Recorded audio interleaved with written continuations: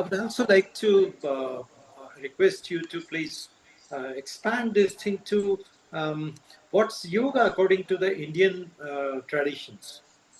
Okay, yes, that's actually a very deeper question. I might take a little longer to explain this, but I'll try to keep it short. Okay, so one thing is that we all know that yoga, now that a lot of people know, it's just not a form of exercise, and it should not be treated as an exercise at all. Yog is a word from our ancient text. The literal meaning is yuj. Yuj is union, union of your mind with the divine intelligence. To understand it better, like I said, the source of very yoga is Mahadev, Shiv, Adi Yogi. In yoga, we call him Adi Yogi, the first yogi. So when he gave us 84 different asanas, 8 different pranayams, 112 different techniques to meditate, there was someone called Maharshi Patanjali who compiled this for everyone. So he made these small little sutras in which he tried to explain what Shiv wanted to give us, what that knowledge, what he wanted to give us. So the first very beautiful sutra that he said was Atha Yoga Anushasanam, which really means now begins the yoga. This word now is a very deeper word. When you are really curious, when you want to now start, you are done with all the external activities, you are done with seeing around. Now you're curious to know what is deeper. Then starts your yoga. You're ready Yeah, for yoga, yeah, and right? Shasanam is discipline of yoga, right? Exactly. And again, this word discipline has been treated as a forceful thing. Yoga never talks about force because it's against the principle of ahimsa. Mm. Yoga always talks about consistency, abhyasa. So you need to do practice consistently. So here, discipline, what Patanjali ji wanted to say was consistency. That is needed. That's important. And then he said another sutra. He said, Yoga Chitta Vritti Nirodha. Now, this is the most beautiful definition of yoga. He says, through yoga, one can get over the fluctuations of the chitta. Chitta is a very broad word. Chitta means mind, buddhi, man, buddhi, and ahamkar. It consists of all these three things. Buddhi is the intellect, man is the mind, and ahamkar is the ego, that me thing in that. So you, through yoga, and there are different vrittis, the fluctuations, ups and downs, the thoughts which comes and goes, those are the fluctuations. So through yoga, the ultimate definition of yoga is to get over these fluctuations, to stop the fluctuations. And Yeah. all the yoga practices that we do is to get over the vrittis. To That get is what Patanjali ji wanted to say. And that's how came the Ashtanga Yoga. Ashtanga Yoga is not any other school of yoga. Ashtanga Yoga, it talks about yama, niyama, asan, pranayam, pratyahar, dhyan, dharana, samadhi. So the ultimate objective of yoga is to get into that state of enlightenment, that state of samadhi, the state of no activity, no mind. And through different asanas, meditation, pranayam, we get there.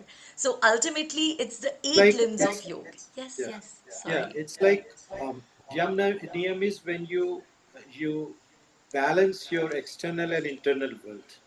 You work on outer engineering and inner engineering, if we call it engineering. Like any building is made, so there is inner engineering and outer engineering. No? Similarly, Yam niyam is settling your outer world, outer environment, and inner environment. And then asana is when you balance your body, your physical body. You practice to sit for a long time, like 2 hours, 3 hours, 4 hours, and saints used to sit for 10, 12, 20 hours continuously, right? And maybe there in Jain scripts, we are well known, we are well aware that Jain Munis, they meditated, they for years in a single posture, they practiced, है ना? So asana is something like you make your body stable, है ना? Yam niyam asana. And pratyahar is when you get rid of your thought processes, like your attachments, your detachments, your likings, your dislikings, your good matlab, traits. and whatever thoughts are coming up. So you get rid of your pleasures, you know, which we call indriya.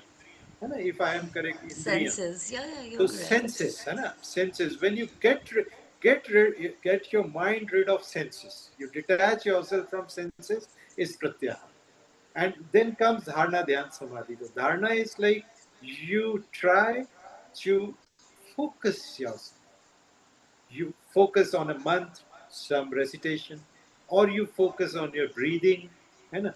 Or you Absolutely. focus on nothing, zero, nothingness. The dharana is you focus on something, and dhyan is the higher stage when you achieve a particular state of concentration. The ultimate Absolutely. thing is concentration, and samadhi is something which I don't know.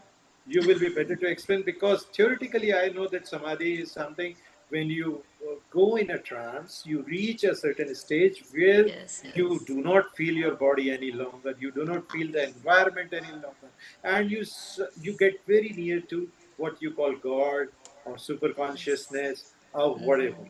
But since I have never experienced that, so I don't know. Yeah, So I think we all are following the same journey because everybody is trying to go in that state where the mind is no more a problem. Because yeah, right now there's so many obstacles to your mind. So it's yes, just about getting rid and overcoming those obstacles so that one can reach this state of samadhi that you and just and mentioned. and in practical, very nice. And in practical life, also concentration is the key to achieving anything, any getting any work done, or getting good in studies, or doing a research work, completing a research work, or making a machinery. Everything requires concentration. है Yes, ना? And absolutely. and here the dhyan, the aspect, है ना? Dharana, dhyan, samadhi. Dhyan is the aspect, dharana and dhyan, where you try to reach a level, a certain level of concentration. Your mind gets concentrated on a single thing, है ना?